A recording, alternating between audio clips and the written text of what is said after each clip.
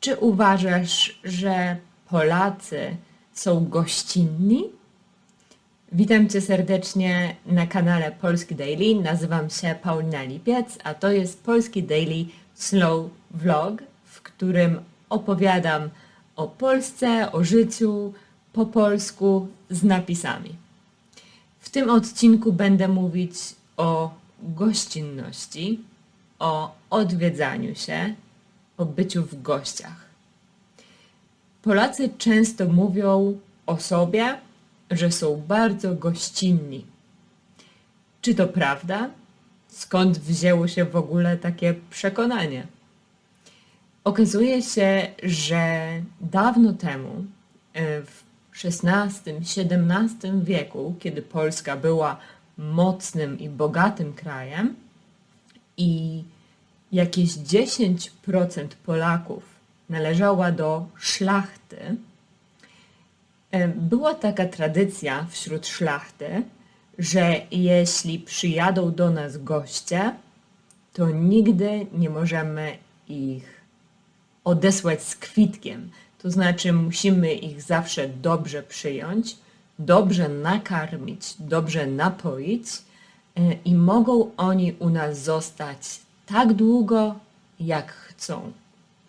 I fakt był taki, że biedni szlachcice, tacy, którzy nie mieli domu albo nie mieli dużo dobrego jedzenia, odwiedzali swoich bogatszych znajomych, bogatszych kuzynów i wykorzystywali tę oficjalną gościnność. Wypijali najlepsze alkohole, zamawiali najlepsze jedzenie i siedzieli czasem w gościach miesiącami. Z mojego doświadczenia wynika, że Polacy nie są najbardziej gościnnym narodem, ale to prawda, że lubimy mieć gości i lubimy chodzić w gości. Kiedy byłam dzieckiem, moi rodzice bardzo często zapraszali do siebie znajomych i rodzinę z różnych okazji, na różne okazje. Na imieniny, na urodziny dzieci, na różne okazje religijne, a czasami po prostu od tak, żeby posiedzieć, porozmawiać, napić się i najeść. Jako dziecko uwielbiałam, kiedy przychodzili do nas goście. Nie tylko dlatego, że były to inne dzieci, z którymi mogłam się bawić, ale też dlatego, że moja mama robiła wtedy bardzo dużo jedzenia. I takimi tradycyjnymi potrawami, tradycyjnym jedzeniem, które było na stole podczas domówek, była na przykład sałatka jarzynowa albo jajka w majonezie. Oczywiście były też typowe polskie kanapki, paluszki, ogórki kiszone, grzybki marynowane. Takie rzeczy stawiało się na stole na spotkaniu ze znajomymi. Ja uwielbiałam i do dzisiaj uwielbiam jajka w majonezie, więc zawsze po wizycie gości umierałam z powodu pełnego brzucha. I co prawda już dzisiaj myślę, że raczej kiedy ktoś zaprasza znajomych na posiadówkę, na domówkę, żeby spędzić razem wieczór, nie przygotowuję jajek w majonezie, ale kiedy wyszłam za mąż, czyli jakieś 6 lat temu i przeprowadziłam się do Egiptu, mój mąż zaprosił swoich kolegów. I w Egipcie to nie jest zwyczajowe, to nie jest typowe, żeby znajomi przychodzili do twojego domu. Rodzina tak, znajomi raczej nie. Ale przyszli, żeby pogratulować mu z powodu ślubu. I ja poczułam się taką panią domu, świeżo upieczoną żoną i postanowiłam zrobić jajka w majonezie. Wszyscy popatrzyli na mnie jak na idiotkę, bo chyba się nie spodziewali, że ktoś może gościom zaserwować gotowane jajka. Od tamtej pory nigdy tego nie zrobiłam, ale sama dla siebie często je robię. Jak mówiłam, Polacy zapraszają gości na różne okazje. I jeśli dostaniecie kiedyś zaproszenie do polskiego domu, to możecie przestrzegać kilku reguł. Po pierwsze, wypada być na czas. Jeśli Polak zaprasza cię na obiad, to jest duża szansa, że powinieneś przyjść koło 2-3 godziny. Jeśli poda ci konkretną godzinę, to nie spóźnij się, bo prawdopodobnie gorąca zupa będzie czekała o konkretnej godzinie. Ubranie. Polacy lubią się dobrze ubrać i każda okazja jest dobra do tego, żeby przyjść w nowej koszuli albo w nowej sukience. Nawet kiedy odwiedzacie rodzinę. Więc schludne ubranie jest bardzo ważne, czasami nawet eleganckie, ale możecie się też spodziewać, że już na progu, przy drzwiach gospodyni albo gospodarz zaoferują wam kapcie, bo w polskich domach nie chodzimy w butach, chodzimy w kapciach i wielu ludzi ma kapcie dla gości. Kiedy idziecie do kogoś z wizytą, dobrze jest coś przynieść. Może to być wino, może to być pudełko czekoladek. Jeśli chcecie, możecie upiec ciasto. Nie za dużo, ale taki mały gest. Na imieniny albo urodziny warto kupić kwiaty. Nie kupujcie jednak za dużo jedzenia, bo jedzenia na pewno wystarczy. Większość gospodyń, zwykle kobiet, spędza cały dzień na przygotowaniu jedzenia na obiad czy przyjęcie dla znajomych i rodziny.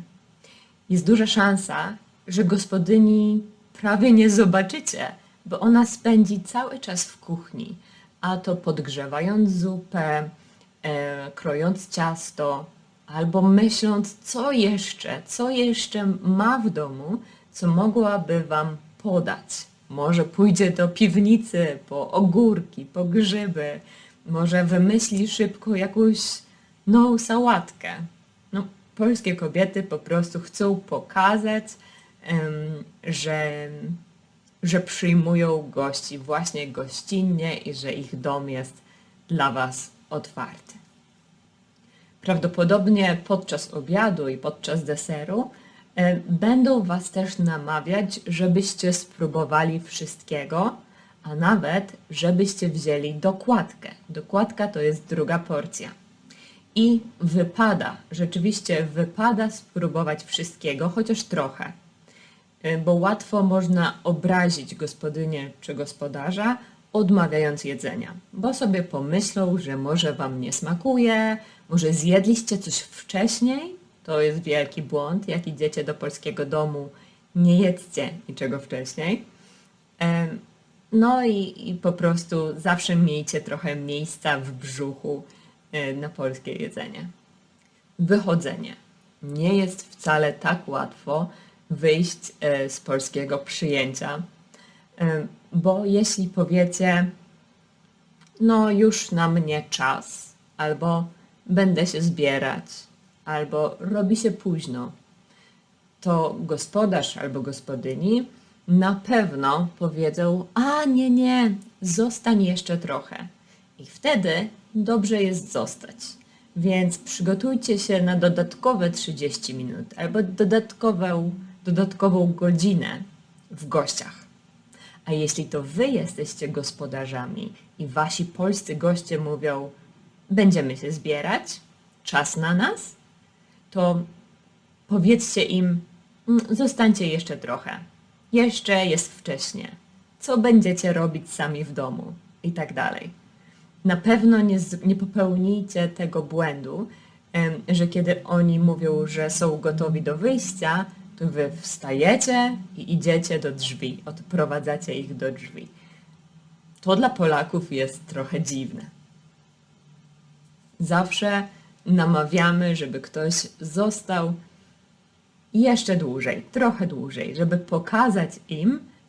pokazać gościom, że są u nas mile widziani i mogą zostać tak długo, jak chcą. W końcu mamy takie polskie powiedzenie, gość w dom, Bóg w dom.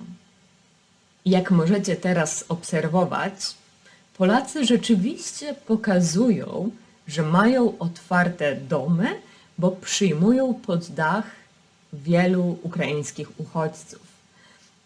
Wielu Polaków, wielu moich znajomych zdecydowało się udostępnić swoje mieszkania, swoje pokoje dla osób uciekających od wojny w Ukrainie. Jest to wspaniały gest, ale muszę powiedzieć, że jestem trochę zaskoczona. Pozytywnie zaskoczona. I cieszę się, że Polacy udowadniają, że ta polska gościnność to nie jest taki głuchy slogan, ale że jest prawdziwą polską cechą. Nie zawsze tak jednak jest. Rozmawiałam na ten temat z moimi studentami i mają bardzo różne doświadczenia. Jeden student kilka lat temu został zaproszony na Boże Narodzenie do swojego kolegi ze studiów. No i spędził bardzo miło czas. Co prawda było bardzo religijnie i musiał pójść do kościoła, ale było to dla niego ciekawe doświadczenie. Znowu inna studentka w latach 80. spędziła trochę czasu w Polsce. Była bardzo zainteresowana polską kulturą, no i Boże Narodzenie wydawało się być takim dobrym czasem, żeby zobaczyć, jak Polacy świętują. Poprosiła swoją polską koleżankę, czy nie mogłaby dołączyć do jej rodziny na święta. Niestety matka tej koleżanki nie zgodziła się. Powiedziała, że święta są dla rodziny. Co jest trochę smutne, ale może nasz stosunek do gości, może nasz stosunek do obcokrajowców w ciągu tych 30-40 lat się trochę zmienił i teraz jesteśmy bardziej otwarci i bardziej ciekawi nowych osób. W końcu mamy w Polsce tradycję dodatkowego talerza dla niezapowiedzianego gościa. W czasie Bożego Narodzenia stawiamy dodatkowy talerz na stole, dodatkowe nakrycie, które właśnie czeka na kogoś, kto nie ma rodziny, nie ma z kim spędzić świąt.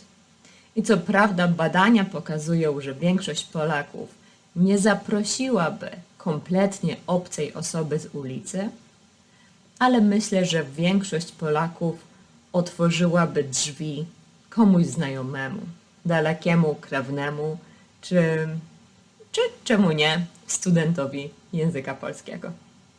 A jakie są Twoje doświadczenia z polską gościnnością? Czy byłeś kiedyś u Polaków w gościach?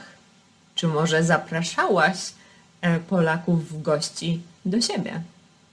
I jak jest w Twoim kraju? Chętnie przyjmujecie znajomych w domu? Serwujecie jajka w majonezie? Dajcie mi znać w komentarzach. I to wszystko na dzisiaj. To już koniec i bomba. Kto nie słuchał, ten trąba. Do zobaczenia.